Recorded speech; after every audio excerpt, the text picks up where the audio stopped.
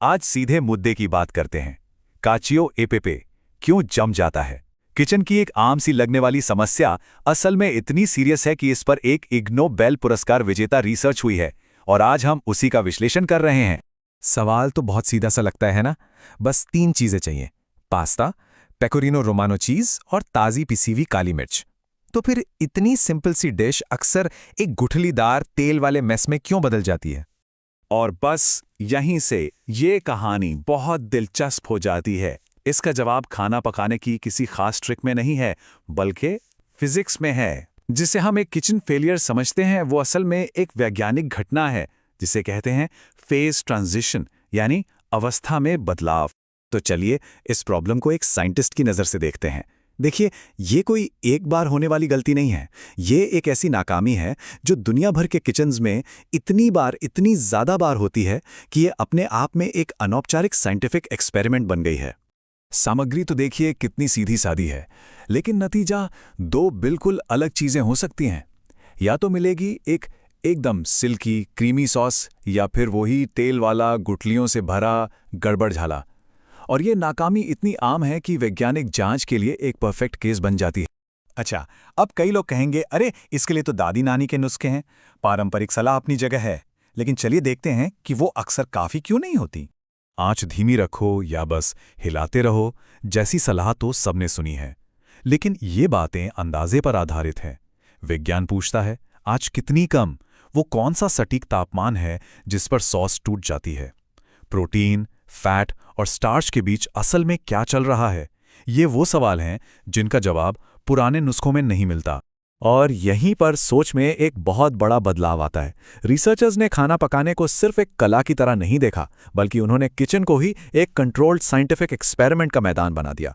इस पहेली को सुलझाने के लिए रिसर्चर्स ने 3 मुख्य चीज़ों पर ध्यान दिया। पहला, तापमान, यानी सॉस कितनी गर्म है। दूसरा, कॉन्सेंट्रेशन, मतलब चीज़ और स्टार्च वाले पानी का अनुपात क्या है। और तीसरा, जिसे फिजिक्स में शेयर कहते हैं, यानी मिलाने का तरीका और उसकी तेजी। तो इन सभी कंट्रोल्ड एक्सपेरिमेंट से क्या पता चला? एक बहुत ही जरूरी खोज हुई। एक ऐसे पल की पहचान हुई जो कामयाबी और नाकामयाबी के बीच की एक बारीक लकीर है। पता चला कि ये एक थ्रेशहोल्ड फिनोमिनन है। इसका मतलब ये है कि सॉस धीरे धीरे खराब नहीं होती। ये एक पहाड़ के किनारे पर खड़े होने जैसा है। सब ठीक है, सब ठीक है, और फिर जैसे ही एक खास दहलीज पार होती है, पूरा सिस्टम अचानक से ढह जाता है। यहां देखिए, ये 2 अलग अलग दुनिया हैं। एक तरफ है स्थिर इमल्शन, हमारी परफेक्ट सॉस जो कम तापमान और सही मात्रा में स्टार्च से बनी है। और दूसरी तरफ, जैसे ही तापमान उस थ्रेशोल्ड को पार करता है या स्टार्च कम होता है, बस खेल खत्म। प्रोटीन आपस में चिपककर गुच्छे बन जाते हैं और फैट अलग हो जाता है। ये कोई धीमी प्रक्रिया नहीं है, ये एक स्विच के ऑन ऑफ होने जैसा है। ये कोटेशन पूरी कहानी का सार बताता है।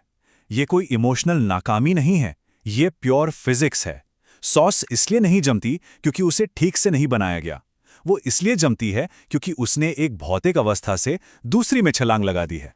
और इस खोज की असली खूबसूरती ये है कि ये कहानी सिर्फ एक इटालियन डिश की नहीं है, ये एक बहुत बड़े वैज्ञानिक सिद्धांत को हमारे सामने लाती है।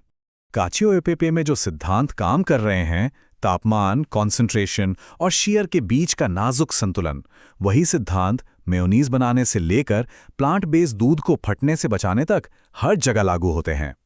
ये सॉफ्ट मैटर फिजिक्स की एक यूनिवर्सल चुनौती है।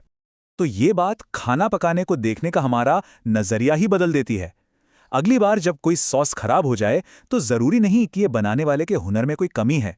हो सकता है ये बस फिजिक्स के नियमों को समझने में हुई एक छोटी सी चूक हो। तो इस सारी जानकारी का फायदा क्या है?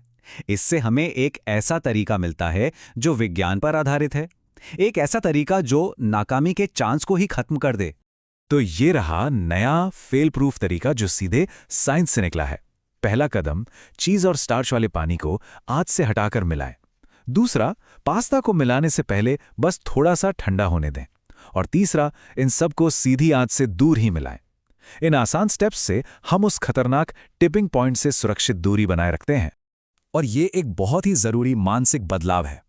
अब हम गलतियों को ठीक करने की कोशिश नहीं कर रहे हैं, बल्कि हम एक ऐसा प्रोसेस डिजाइन कर रहे हैं जहां गलतियां होने की भौतिक संभावना ही बहुत कम हो। हम सेफ जोन के अंदर काम कर रहे हैं। आखिर में इस पूरी बात का सबसे गहरा मतलब सामने आता है। ये रिसर्च हमें दिखाती है कि किचन कोई रहस्यमयी जगह नहीं है जहां सिर्फ गुणी लोग ही कामयाब हो सकते हैं। ये एक प्रयोगशाला है और फिजिक्स के नियम सबके लिए बराबर काम करते हैं। तो ये हमें एक आखिरी सवाल के साथ छोड़ जाता है। क्या केक का बैठ जाना या ब्रेड का ठीक से ना फूलना भी ऐसी ही भौतिक घटनाएं हैं? शायद किचन में अगली बड़ी वैज्ञानिक खोज किसी फेल हुई रेसिपी में ही छिपी हो, जो बस खोजे जाने का इंतजार कर रही है।